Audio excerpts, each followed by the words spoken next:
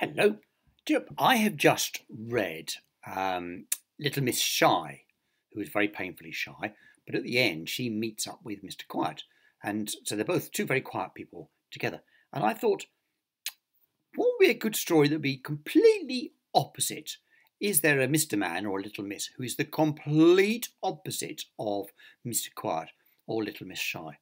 And of course, there is. There is possibly the loudest of all the Mr. Men, Mr. Noisy. So I thought I'd read that one next.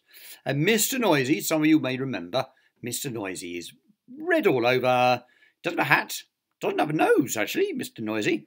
He does have a very loud voice and he has very loud shoes. Look, can you see them? They're very interesting shoes. They're quite posh. They're probably what you call brogues, which have a little sort of pattern around the toe and around the heel. Although not like any brogues that I've ever worn, I have to say.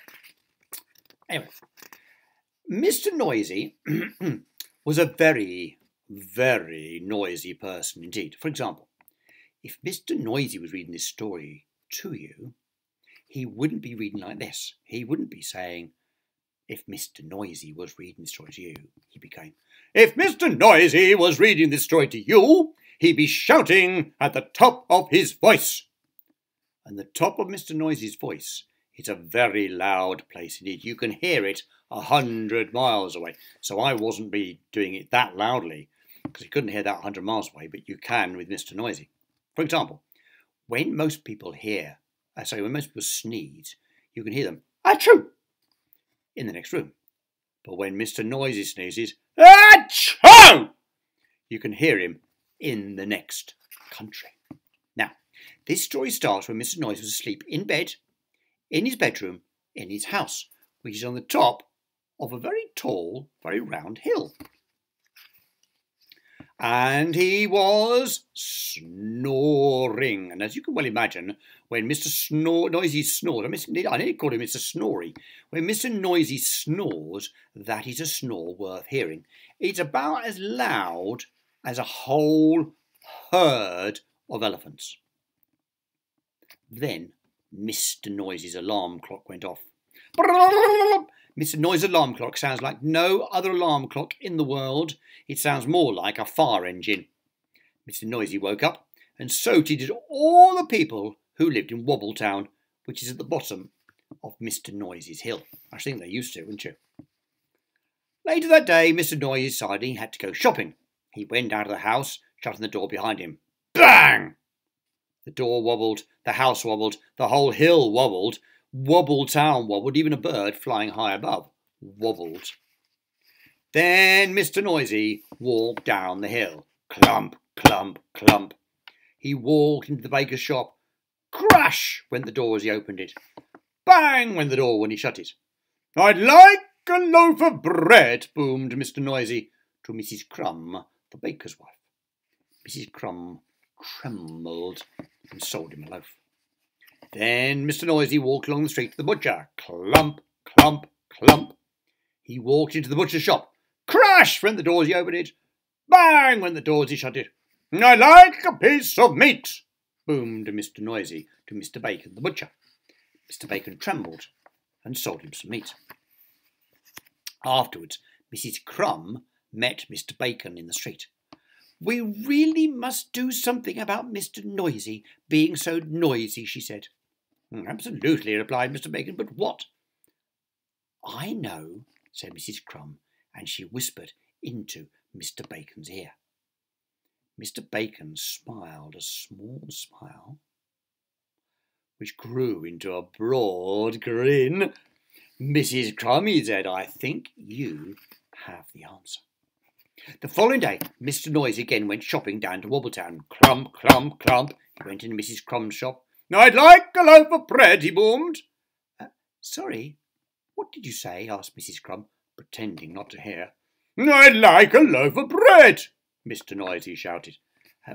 Sorry, said Mrs. Crumb, putting her hand to her ear, as if she couldn't hear. Can you speak up, please?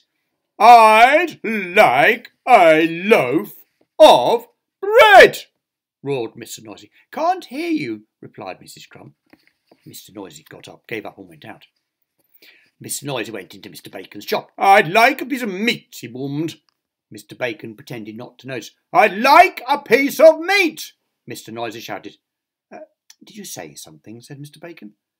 "I said I'd like a piece of meat," roared Mr. Noisy. "Pardon?" said Mr. Bacon. Mr. Noisy gave up, and he went out, and he went home, and he went to bed, hungry. The day after, Mr. Noisy tried again.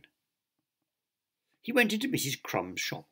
"I'd like a loaf of bread," he boomed. "What?" asked Mrs. Crumb. Mr. Noisy started shouting at the very top of his voice, "A loaf of—" And then he stopped, and then he thought.